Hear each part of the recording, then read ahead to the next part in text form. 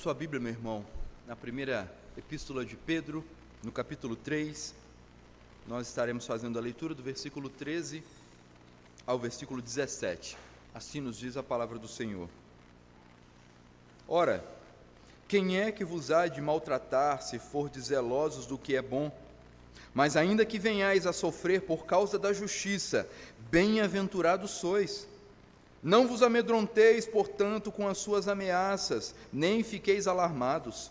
Antes, santificai a Cristo como Senhor em vosso coração, estando sempre preparados para responder a todo aquele que pedir razão da esperança que há em vós, fazendo-o, todavia, com mansidão e temor, com boa consciência, de modo que naquilo em que falam contra vós outros, fiquem envergonhados os que difamam o vosso bom procedimento em Cristo.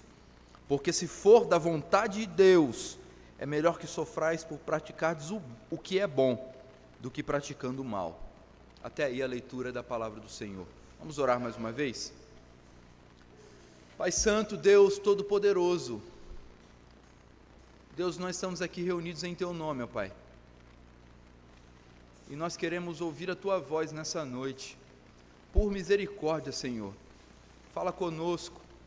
Fala com aqueles que ouvem, para que haja transformação, ó Pai, para que haja entendimento da Tua palavra, para que Teu povo não padeça vivendo mal ou fazendo mal, mas que possa ser movido pelo Teu Santo Espírito, exortados nessa noite a fazer aquilo que é bom, para a glória do Senhor.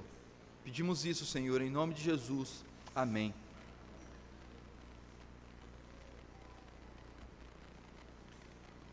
Nós vivemos num tempo onde as pessoas parecem que já sabem de tudo, sabem responder tudo, qualquer tipo de assunto. Elas sabem argumentar sobre política, sabem defender os seus gostos, sabem sustentar suas ideias nas redes sociais, e há uma disposição quase automática para responder, para justificar, para explicar. Mas curiosamente, quando o assunto é fé cristã, muitos se calam. Sabem no que creem, frequentam a igreja, leem a Bíblia, fazem orações, mas quando alguém pergunta, por que vocês acreditam em Jesus? Por que vocês vivem assim? O coração acelera, a mente trava, e as palavras, muitas vezes, não vêm à boca. Isso revela uma coisa importante. O problema muitas vezes não está na falta de preparo intelectual. É que não entendemos que a vida cristã, ela é por natureza uma vida exposta e uma vida observada e questionada em todo momento. Pedro escreve, como vocês já devem estar sabendo, Pedro escreve para cristãos que estavam exatamente nessa situação. Eles não estavam vivendo isolados, eles viviam no meio de uma sociedade pagã, sendo observados o tempo inteiro, e por viverem de forma diferente, começaram a ser questionados, começaram a ser criticados, começaram até mesmo a serem injustiçados. E é nesse contexto que Pedro não diz, se escondam, fujam para as montanhas, vivam isolados. Pedro não diz isso. Pedro não os manda evitar conflitos.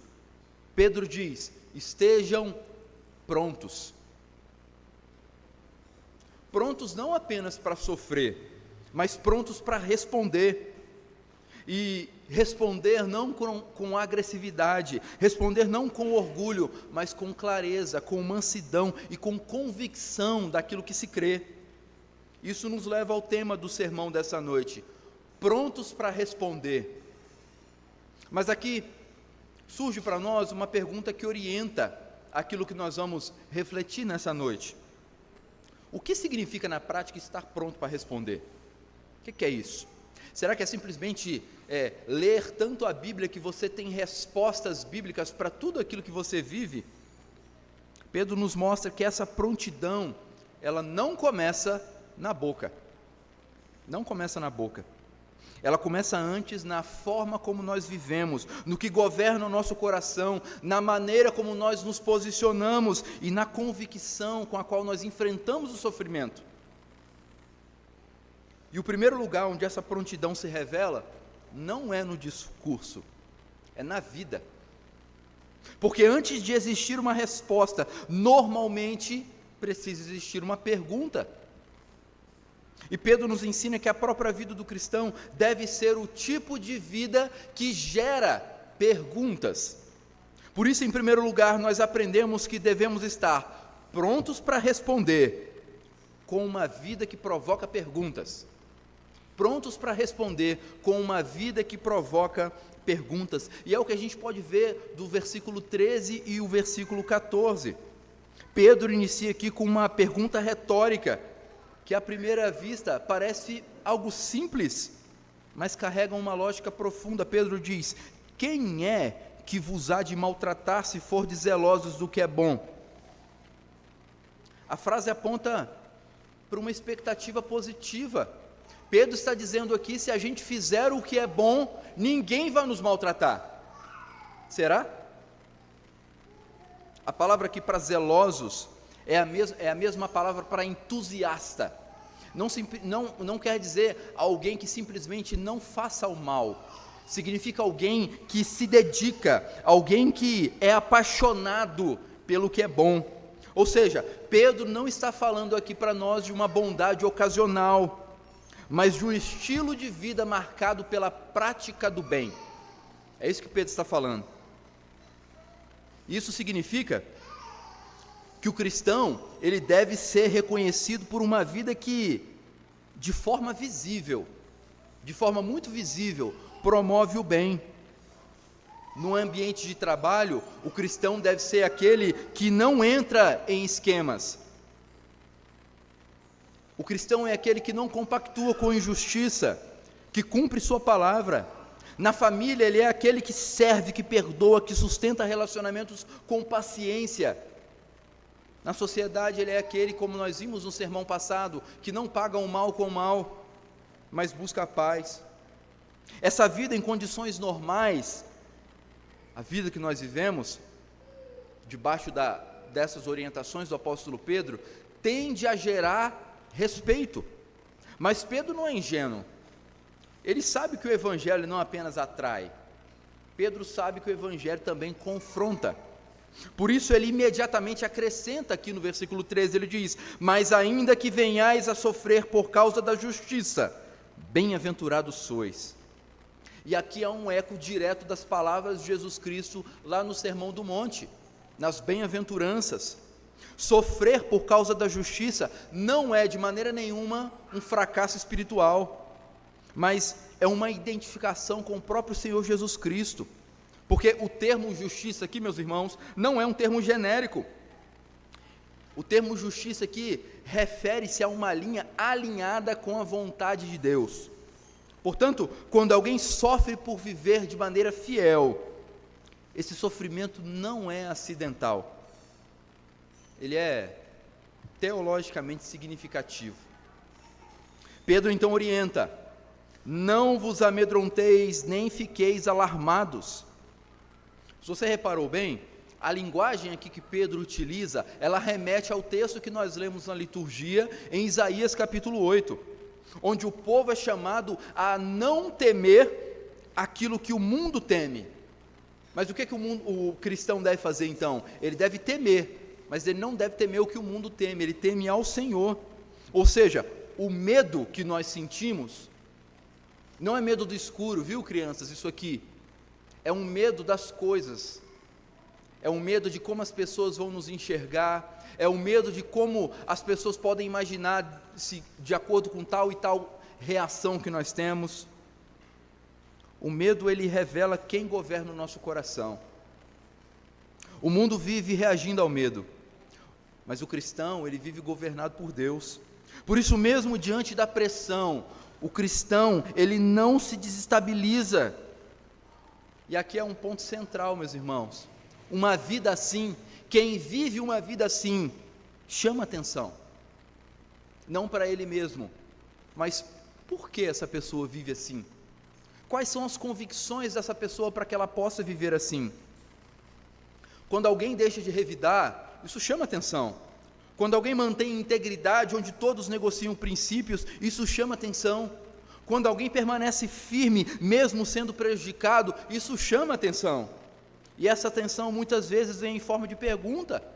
Mas antes de alguém perguntar, por que você crê? A pessoa pergunta, ainda que em seus pensamentos silenciosos, por que você vive assim? A vida cristã, portanto, é a primeira apologética, é a primeira defesa da fé. Antes da boca se abrir, a vida já está falando. Isso está em harmonia com o ensino mais amplo das Escrituras. Jesus disse que nós somos luz do mundo e que as boas obras seriam vistas pelos homens. Paulo orienta a viver de modo digno do Evangelho, porque a coerência da vida prepara o terreno para a proclamação do próprio Evangelho. Uma ilustração clara disso está em Daniel. Ele não começou fazendo discursos públicos, ele simplesmente decidiu não se contaminar, mas sua vida gerou tensão, a sua postura gerou oposição e ao mesmo tempo reconhecimento. Até seus inimigos disseram, não encontraremos ocasião contra este homem, a não ser na lei do seu Deus. A vida de Daniel provocava reações, porque ele revelava um padrão diferente do seu mundo, do mundo da época em que ele vivia. Pense em alguém que no seu trabalho se recusa a participar de conversas imorais. No início ele pode ser visto como alguém estranho, depois como alguém diferente, mas em algum momento, inevitavelmente, vai surgir a pergunta, por que ele é assim? E é exatamente aí que a oportunidade de responder aparece. Mas aqui está um alerta importante. Muitos cristãos querem estar prontos para responder, mas não vivem de uma maneira que gere perguntas. Querem falar de Cristo, mas a vida não desperta interesse em ninguém que olha para a própria vida. Querem defender a fé, mas não demonstram a fé.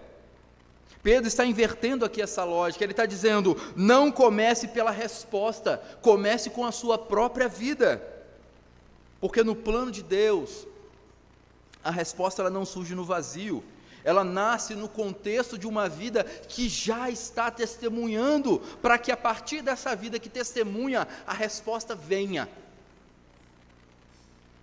Isso exige coragem, porque viver assim pode custar muito caro, meus irmãos. Pode custar aceitação, pode custar oportunidades, pode custar até mesmo relacionamentos. Mas Pedro nos lembra, melhor sofrer fazendo bem, do que negociar aquilo que Deus exige de nós. Portanto, ao estar pronto para responder, começa aqui, vivendo de tal forma que a sua vida levante perguntas que somente o Evangelho pode responder.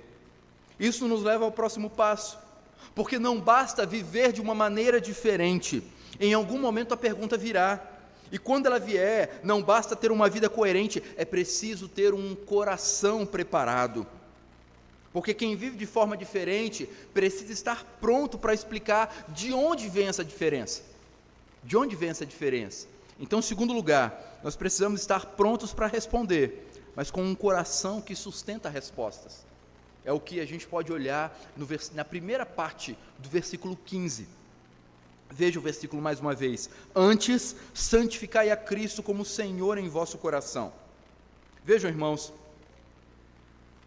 se no primeiro momento nós acabamos de ver que Pedro está nos mostrando que a vida do cristão deve gerar perguntas, agora ele nos conduz ao lugar onde as respostas realmente nascem. Não é no intelecto, que a gente pode saber dar respostas corretas, mas será que as respostas corretas estão alinhadas com o próprio coração? Então o que Pedro está nos mostrando aqui é que o lugar onde essas respostas surgem, onde elas nascem, é no coração do cristão. Ele diz mais uma vez, antes santificai a Cristo como Senhor em vosso coração. Essa palavrinha aí, antes, ela é uma conjunção, e ela marca um contraste muito claro aqui no texto, e muito importante. Pedro está dizendo que em vez de ser dominado pelo medo, pela pressão ou até mesmo pela opinião das pessoas, o cristão deve ter uma realidade interna que governa tudo. Que realidade é essa? Cristo Jesus entronizado no coração. Cristo Jesus como o Senhor da nossa vida, dos nossos desejos, das nossas ações, dos nossos pensamentos. Cristo Jesus, o nosso Salvador. Veja novamente o texto. Antes, santificai a Cristo como Senhor em vosso coração. É importante nós entendermos que santificar aqui não significa tornar Cristo santo, porque Ele é absolutamente santo. Significa então reconhecê-lo, tratá-lo, honrá-lo como santo, alguém separado, alguém supremo. É uma linguagem que remete diretamente a Isaías 8, versículo 13, onde o povo é chamado a santificar o Senhor dos exércitos e não temer aquilo que os homens temem. Portanto, olha que interessante. Pedro, ao aplicar esse texto a Cristo, faz uma afirmação importantíssima. Jesus de Nazaré ocupa o lugar que no Antigo Testamento era destinado ao Senhor dos exércitos. Jesus é digno de temor, Jesus é digno da reverência, Jesus é digno da centralidade absoluta da sua vida. Sabe por quê? Porque Ele é o Senhor dos exércitos, Ele é o próprio Deus. E onde é que isso acontece? Será que é só no discurso? Falar que pertence ao Senhor, falar que tem Jesus como Senhor, mas quando olha para a vida prática dessa pessoa, não vê isso sendo aplicado? Não, meus irmãos. Para que isso seja verdadeiro, para que o discurso esteja alinhado com a verdade, é necessário que isso brote do coração. Na linguagem bíblica, o coração ele não é apenas a sede das emoções, mas ele é o centro da vida inteira do ser humano. É o lugar das decisões, é o lugar das afeições, é o lugar onde estão as nossas convicções. O coração é de onde procedem as fontes da vida, como o próprio livro de Provérbios nos diz. Então Pedro está dizendo que a prontidão para responder não começa com argumentos bem estruturados, mas com um coração governado por Cristo. Muitos pensam que não conseguem responder porque não sabem bem o suficiente. Mas muitas vezes o problema não é falta de conhecimento, é falta de senhorio. É possível saber muito e ainda não estar pronto. Porque no momento da pressão, não é aquilo que você estudou que vai governar você. No momento da pressão, é aquilo que reina o seu coração que vai governar a sua resposta. É aquilo que reina o seu coração que vai nortear a sua prática de vida. Quando Cristo é santificado no coração, 3 coisas acontecem.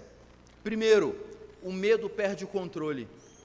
Segundo, a identidade se estabiliza. E terceiro, a boca passa a refletir o que o coração está cheio. Sabe quando alguém se apaixona? Quando a gente conhece, talvez lembra aí de quando você conheceu a pessoa que você divide a vida com ela hoje. Quando alguém se apaixona, dos apaixonados, do casal, não precisa ser treinado para falar da pessoa amada. Ele fala com facilidade, fala com alegria, fala com convicção. Por quê? Porque o coração está tomado por amor àquela pessoa. Da mesma forma, com as suas devidas comparações, quando Cristo é de fato o Senhor no nosso coração, falar dele não é um peso, falar dele é um transbordar daquilo que está em nós. Isso também aparece nas Escrituras de maneira consistente. Em Romanos 10, Paulo diz que se crê com o coração e se confessa com a boca, e a ordem como Paulo coloca isso é importante. A confissão pública, ela nasce de uma realidade interna. Em Colossenses nós somos chamados a deixar que a paz de Cristo governe o coração. Em Lucas vemos que aquilo que domina o interior, inevitavelmente vai se manifestar no exterior. E aí você precisa refletir, o que você tem manifestado? O que você tem manifestado na sua vida? Precisamos fazer uma pergunta honesta: o que governa o nosso coração? Porque no cotidiano isso inevitavelmente se revela. Quando você se cala por medo da rejeição, o que está te governando? Quando você adapta a sua postura por medo de não ser aceito, o que está te governando? Quando você evita se posicionar com receio das consequências que poderão vir, o que está te governando? Não deixe que o medo te governe, não deixe que a pressão te governe, antes santifique o Senhor no seu coração. Isso significa na prática, meus irmãos, cultivar uma vida santa, cultivar uma vida em perfeita comunhão com o nosso Salvador Jesus Cristo. Significa alimentar o coração com a palavra que Ele nos deu, viver em oração, contemplar a glória do Senhor, porque não se trata aqui de um ato pontual, mas de uma disposição contínua, e isso aqui não é uma sugestão, isso aqui é uma ordem apostólica. Mas por que obedecer a essa ordem é tão importante? Por que é tão importante? É porque ninguém estará perfeitamente pronto para responder sobre os fundamentos da sua fé, se Cristo não estiver verdadeiramente entronizado no seu coração. Porque no momento da pergunta, o que sustenta a resposta não é o que você sabe. O que sustenta a sua resposta é quem te governa. O medo, a busca por aceitação ou o Senhor Jesus Cristo. Isso nos conduz ao próximo passo, porque quando o coração está no lugar certo, a resposta não apenas acontece, ela também precisa ser comunicada da maneira certa. Porque não basta ter a resposta certa, é preciso responder do jeito certo. Tem um jeito certo para comunicar as verdades, porque uma verdade maldita, ela destrói um relacionamento. Uma verdade maldita pode atrapalhar algo que custou caro, que custou tempo, que custou investimento para ser construído. Por isso, nós devemos estar prontos para responder, mas com uma postura que valida a resposta. A nossa postura deve validar as respostas que nós damos. E se a vida provoca perguntas, e o nosso coração está preparado no Senhor Jesus Cristo para sustentar as respostas, agora Pedro nos mostra como que essas respostas, elas devem ser comunicadas. E ele diz, versículo 15, estando sempre preparados para responder a todo aquele que vos pedir razão da esperança que há em vós. Essa expressão aqui, sempre preparados, ela indica para nós uma prontidão. Uma prontidão. Não é algo ocasional. Não é estar preparado de vez em quando, é uma disposição permanente, você deve estar o tempo inteiro preparado para responder. O cristão que vive preparado, vive atento, vive consciente de que a qualquer momento a sua fé pode ser questionada, é um cristão preparado. E a palavra aqui, na minha e na sua Bíblia, que está como responder, ela é muito significativa. Porque no texto grego, o apóstolo Pedro, ele usa a palavra apologia. O que é isso? É de onde vem a nossa palavra apologética, que nós podemos entender como defesa da fé.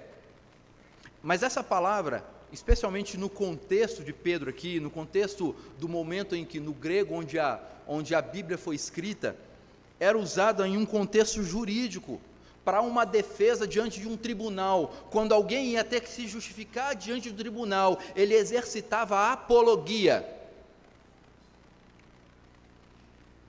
A ideia é que o cristão vive como alguém que está, por assim dizer, sendo observado, sendo avaliado, sendo questionado pelo mundo que está ao seu redor.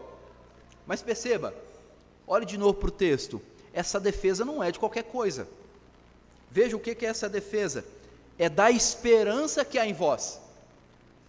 Da esperança que há em vós. Antes, santificai a Cristo como Senhor em vosso coração, estando sempre preparados para responder todo aquele que vos pedir razão da esperança que há em vós. Ou seja, o cristão não deve ser alguém que está preparado para responder a doutrinas abstratas. Ele está explicando, quando nós respondemos por que cremos como cremos, por que cremos naquele que cremos, nós estamos explicando uma esperança viva. Não é simplesmente um cabedal de informação. Nós estamos falando de uma esperança que molda a forma como nós enfrentamos a dor, a forma como nós lidamos com a perda, a forma como nós reagimos às injustiças e a maneira como nós encaramos o futuro. Por muitas vezes, o que desperta a pergunta não é apenas o que o cristão faz, mas como ele reage quando tudo dá errado. Quando alguém perde uma coisa que é importante e permanece firme. Quando alguém é injustiçado e não se torna uma pessoa amarga. Quando alguém enfrenta sofrimento, mas não se deixa dominar pelo desespero. Quando alguém é traído no casamento, mas luta e perdoa pela restauração do seu casamento, as pessoas vão olhar para a maneira como nós vivemos e vão pensar: isso não é natural. Essa não é a maneira que qualquer pessoa normal reagiria. E então surge a pergunta: de onde vem essa esperança? E essa esperança que o cristão precisa estar pronto para explicar. É sobre isso que Pedro está falando. Mas Pedro, ele não para aqui no conteúdo, ele vai além, ele enfatiza a forma, ele diz que essa resposta deve ser dada como? Com mansidão e temor. E aqui, mais uma vez, nós vemos um ponto crucial. Mansidão não é fraqueza, não confundam. Você deve ser, meu irmão, homem que está aqui nessa noite, um homem manso, mas você deve ser um homem perigoso e, se necessário, defender a sua família. Mansidão não é trouxa, mansidão não é bobinho, mansidão é quando necessário, a firmeza aparece. Mansidão é força sob controle, é a capacidade de responder sem agressividade, sem dureza, sem arrogância. É o oposto da postura combativa que muitas vezes nós vemos, especialmente nas discussões sobre fé, aí pelas redes sociais, pelo YouTube, pelo Facebook da vida. Já o temor aqui não é medo das pessoas, mas é uma reverência diante de Deus. É consciência de que quando nós respondemos, nós não estamos apenas respondendo ao a quem pergunta. Lembra do conceito que nós trabalhamos no sermão passado de corandeu, de viver na presença do Senhor? É a ideia de que quando nós respondemos na presença daquele que pergunta, mas nós também respondemos especialmente na presença daquele de quem nós estamos respondendo, do nosso Deus.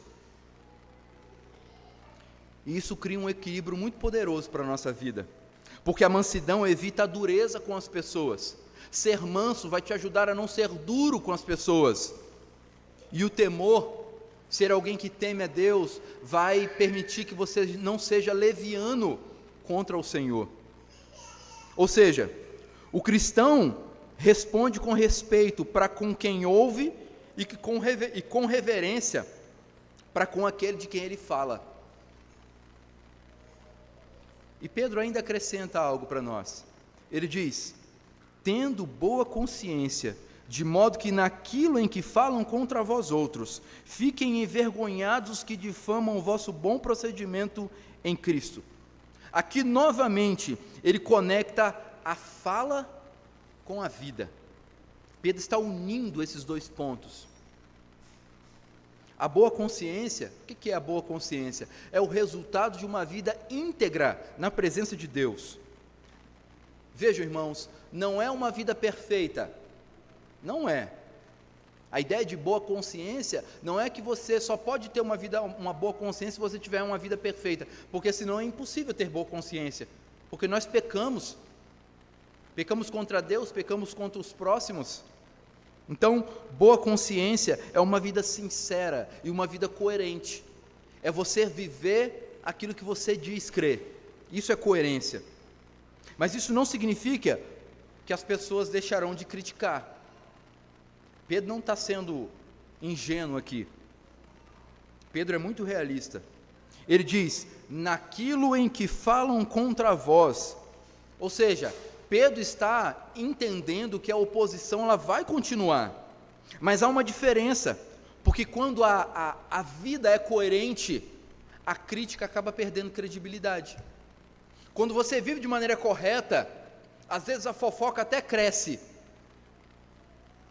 Mas de repente, o seu testemunho, a maneira como você vive, vai jogar por terra algo que foi dito erroneamente, porque você vive testemunhando a verdade. As pessoas podem até criticar, discordar de você, ou seja, discordar daquilo que você crê, mas elas terão muita dificuldade em desacreditar quem você é. Elas podem não aceitar o que você crê e como você vive, mas elas vão entender que há coerência na sua vida, porque você vive segundo aquilo que você prega, segundo aquilo que você anuncia crer. Nós vivemos uma cultura altamente polarizada, onde as discussões rapidamente se tornam agressivas, especialmente nas redes sociais. E lá nas redes sociais, muitos cristãos têm a verdade, mas eles a comunicam de maneira errada. E ao fazer isso, acabam comprometendo o próprio testemunho. Não basta estar certo, é preciso responder da maneira certa. Pense em alguém que em uma discussão online apresenta argumentos bíblicos corretos, mas apresenta isso com ironia, com sarcasmo, com desprezo. O conteúdo pode até estar certo, mas a forma comunica uma outra coisa. Em vez de atrair, essa resposta ela afasta. Em vez de iluminar, ela acaba endurecendo o coração da outra pessoa. Agora pense no oposto. Alguém que responde com firmeza, mas com respeito. Alguém que tem a coragem de não dar um passo atrás na verdade. Ele não recua da verdade, mas também não ataca a pessoa que demonstra. Então essa pessoa ela demonstra uma convicção sem arrogância. E essa postura abre espaço para que a mensagem seja ouvida. E isso está em perfeita harmonia com o restante das Escrituras. Paulo orienta que a nossa palavra deve ser sempre agradável, ela deve ser temperada com sal. Em Colossenses ele fala sobre saber responder a cada um. Em 2 Timóteo ele diz que o servo do Senhor não deve ser alguém contencioso, antes deve ser alguém manso para com todos. Portanto, a postura do cristão não é um detalhe secundário, ela faz parte da própria defesa da fé, porque no fim das contas, a forma como você responde pode confirmar ou contradizer aquilo que você está dizendo. Isso nos leva ao ponto final desse sermão. Você já estava pensando, né? Puxa, 8 e 10, o pastor já pregou 3 pontos, mas hoje são 4. Porque viver assim, responder assim, inevitavelmente terá um custo. Que custo é esse? Quando a resposta, meus irmãos, ela é fiel ao Evangelho, nem sempre ela vai ser aceita por aquele que ouve. E muitas vezes, ela vai te trazer sofrimento. Então, em último lugar, nós devemos estar prontos para responder, mas com uma convicção que enfrenta o sofrimento. Vamos ver o versículo 17 mais uma vez? Porque se for da vontade de Deus, é melhor que sofrais por praticardes o que é bom, do que praticando o mal. Pedro encerra aqui esse trecho que nós estamos olhando nessa noite, com uma afirmação que confronta diretamente a lógica humana. Porque se for da vontade de Deus, é melhor que sofrais por praticardes o que é bom, do que praticando o mal. Aqui ele não está apenas encerrando o argumento, ele está elevando o nível. Sabe por quê, irmãos? Porque até agora Pedro falou sobre vida, sobre coração, sobre postura, mas agora ele trata daquilo que muitas vezes é um obstáculo para todos nós cristãos, estejamos prontos para responder. O que é?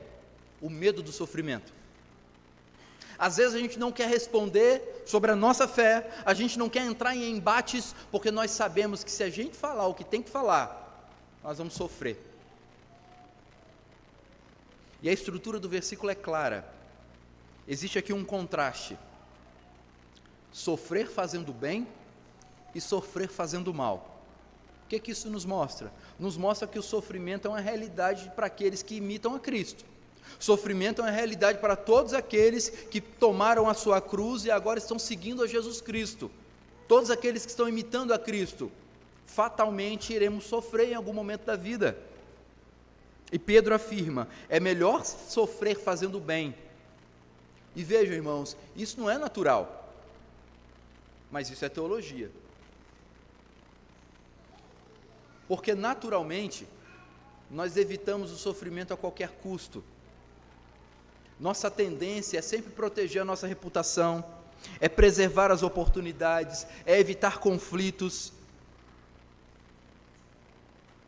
Você talvez pode estar evitando o sofrimento, porque às vezes você pode estar enfadado de estar sentado já há quase 1 hora, e é por isso que tem tanta gente durante o culto que levanta o tempo inteiro.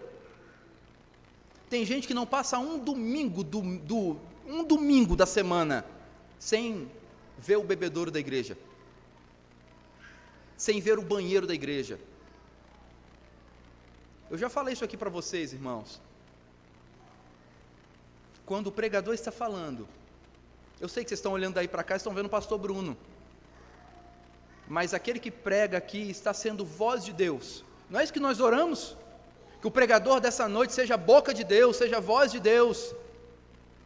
E aí por que tem tanta gente, às vezes o pregador abre a Bíblia, tem gente que já está levantando? Misericórdia, que reverência é essa?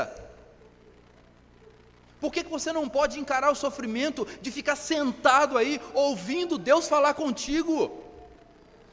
Que busca pelo conforto é essa? Nós somos uma geração que busca conforto o tempo todo, mas é justamente no desconforto que nós somos lembrados das nossas fragilidades. É no desconforto, às vezes, da boca seca, ou da boca cheia de aparelho, igual estou eu aqui, que botei quinta-feira, e está tudo machucado aqui por dentro, eu falando para vocês. Mas é no desconforto que nós percebemos como que nós somos frágeis. É no desconforto da tentativa de, poxa, eu preciso ir no banheiro. Mas será que você não pode esperar um pouquinho? Porque não é o pastor Bruno que está dizendo, é Deus que está falando. Não é isso que você espera? Que Deus fale com você durante a pregação nessa noite? Aí Ele vai falar com você lá no bebedouro, você bebendo água?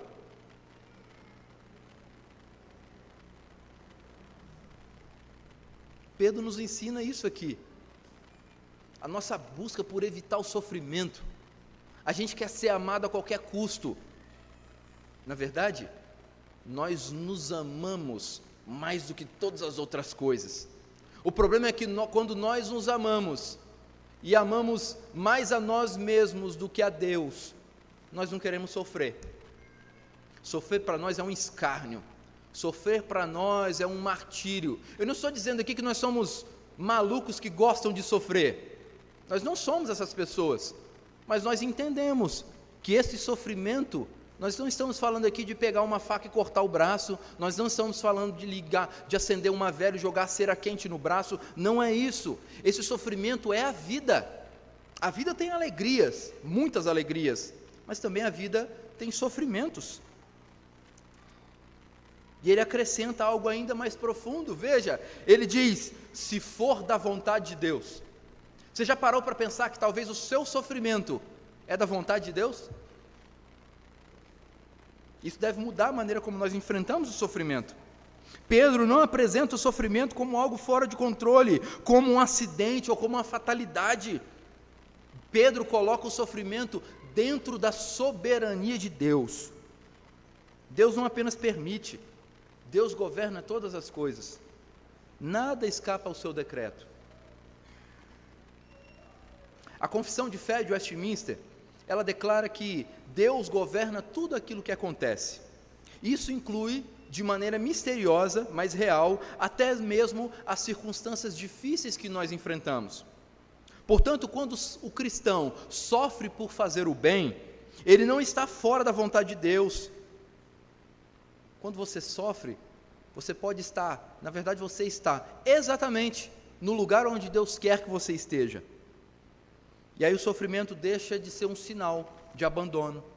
Quando você entende o sofrimento, as agruras da vida dessa maneira, o sofrimento deixa de ser visto como um abandono de Deus e passa a ser visto, muitas vezes, como um sinal de identificação com o seu Salvador. E a própria estrutura da carta de Pedro nos mostra isso. Logo na sequência, no versículo 18, no texto que nós veremos no próximo domingo, Pedro apresenta o maior exemplo. Ele diz, pois também Cristo morreu uma única vez pelos pecados, o justo pelos injustos.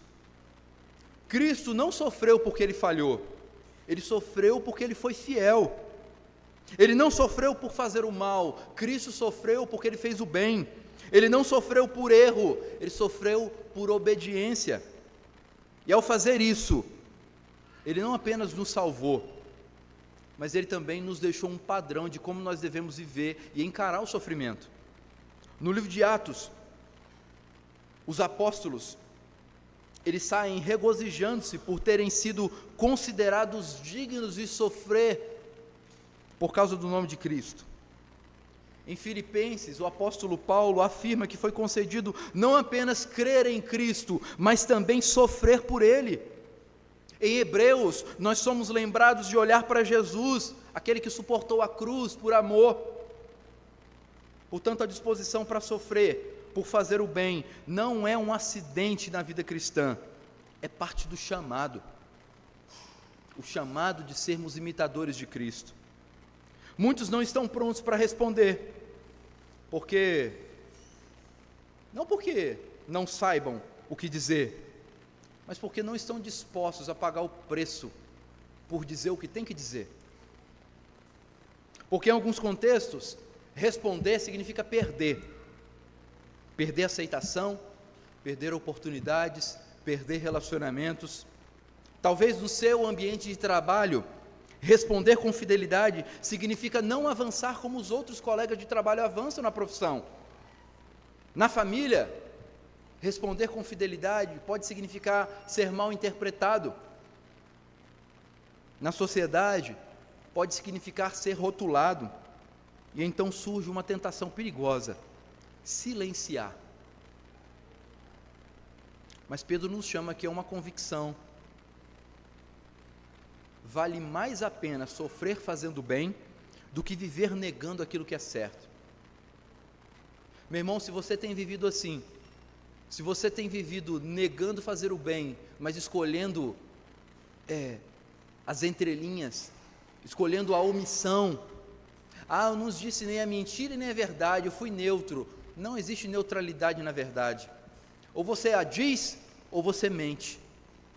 As nossas omissões são inverdades. Porque no final, a questão não é, isso vai me custar alguma coisa? No final das contas, a maneira como você vive, a maneira como você responde às perguntas que as pessoas lhe fazem, geradas pelo seu estilo de vida, vai mostrar a quem você pertence. Os 3 amigos de Daniel, diante da fornalha de fogo, quando foram confrontados por uma escolha simples, negar a sua fé ou perder a vida, permanecer fiéis e enfrentar o fogo, a resposta deles revelou exatamente essa convicção. E eles diziam: se o nosso Deus quiser, Ele nos livra, mas se Ele não livrar, ainda assim não serviremos aos outros deuses. Essa é a prontidão que Pedro está nos chamando aqui nessa noite. Não é apenas estar pronto para falar quando for conveniente, é estar pronto para permanecer fiel quando tudo custa caro. E é exatamente esse tipo de convicção que torna o seu testemunho mais poderoso. Talvez ninguém olhe para a sua vida e vê você como um testemunho poderoso. Não é porque você nunca viveu grandes coisas, não é porque você foi talvez desenganado por uma UTI, de lá você saiu e você vai falar do poder de Deus em ter te curado. Mas os testemunhos poderosos que nós estamos dizendo aqui são estilos de vidas marcados pelo temor do Senhor, marcados por falar a verdade em amor, mas não negligenciar a verdade. Isso volta ao início do texto. Uma vida assim, quem vive assim, é uma vida que provoca perguntas. Um coração assim sustenta respostas, e uma postura assim valida a mensagem do Evangelho. E uma convicção assim representa que tudo aquilo que nós cremos é real. Então, estar prontos para responder é, no fim das contas, estar pronto para sofrer. E se necessário for, por causa daquilo que você crê. Você está pronto para sofrer pelo Evangelho? Eu não estou falando de perseguição. Eu não estou falando do governo, de repente, mandar fechar as igrejas. Eu estou falando do seu enfrentamento, dos seus embates diários. Talvez dentro da sua casa, quando a sua esposa tem uma atitude errada segundo o Evangelho, e para não causar problema, você não a corrige. Ou talvez o seu marido, quando tem uma postura diferente do Evangelho, e ele está pecando, e você, minha irmã, para evitar problema, você não fala nada, você é omissa. Porque a fé que não suporta pressão, dificilmente sustentará uma resposta fiel. A sua fé é uma fé que suporta pressão? Ou você tem cedido a todas as pressões da vida? Você tem respondido com infidelidade quando você é questionado com relação à sua fé? Como você tem defendido a sua fé por aí? Meus irmãos, ao olharmos para tudo isso, percebemos que Pedro não está apenas nos chamando a um comportamento melhor, ele está nos apontando para Cristo, o único que viveu tudo isso de maneira perfeita. Vejam, Pedro não está aqui nos ensinando a defender a fé. Não é apenas isso que ele está fazendo, ele está também chamando a gente a fazer isso, mas não é só isso, ele está nos chamando a viver uma vida moldado pelo próprio Cristo, porque quando nós olhamos para tudo o que foi dito, percebemos que esse chamado da palavra de Deus não é, em primeiro lugar, uma técnica. Viver esse chamado de defender a fé, de viver respondendo, de viver uma vida que emanam perguntas, de viver com um coração que sustenta as respostas, isso é um reflexo da graça de Deus na sua vida. Veja como tudo isso converge para Jesus. Ele foi aquele cuja vida provocava perguntas. As pessoas olhavam para ele e diziam: quem que é esse homem? Os seus atos, suas palavras, a sua forma de viver, tudo chamava a atenção. Ele foi aquele que tinha um coração perfeitamente rendido ao Pai. Ele nunca falou por si mesmo, ele nunca buscou a própria glória, mas ele viveu inteiramente para fazer a vontade daquele que o enviou a este mundo. Ele foi aquele que respondeu com perfeita postura. Diante das acusações injustas, Jesus nunca respondeu com agressividade.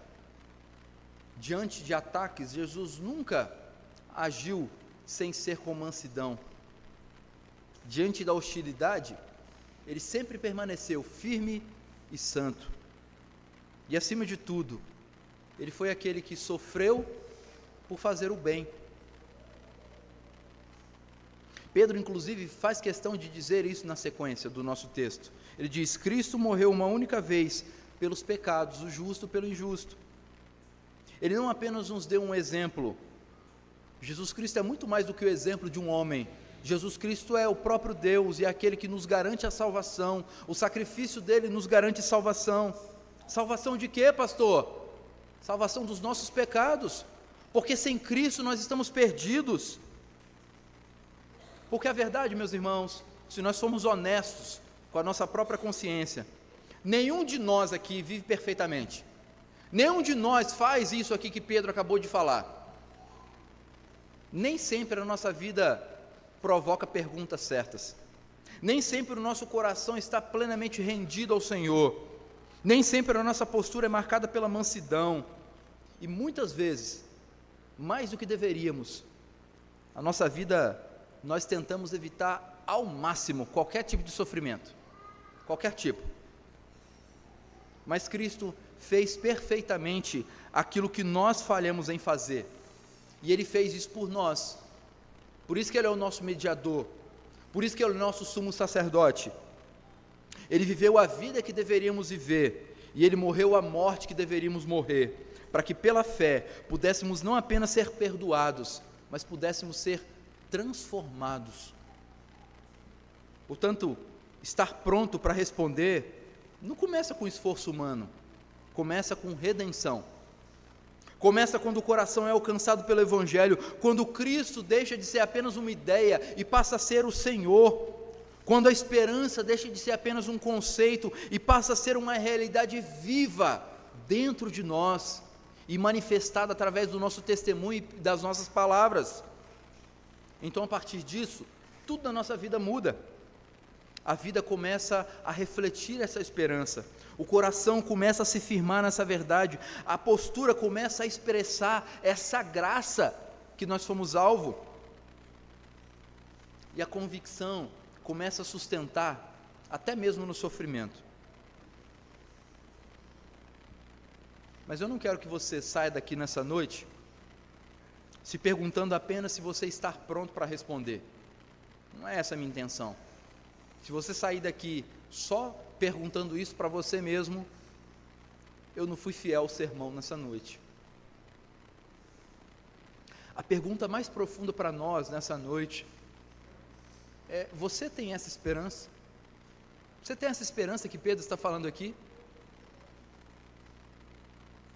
Porque só quem tem Cristo pode falar de Cristo.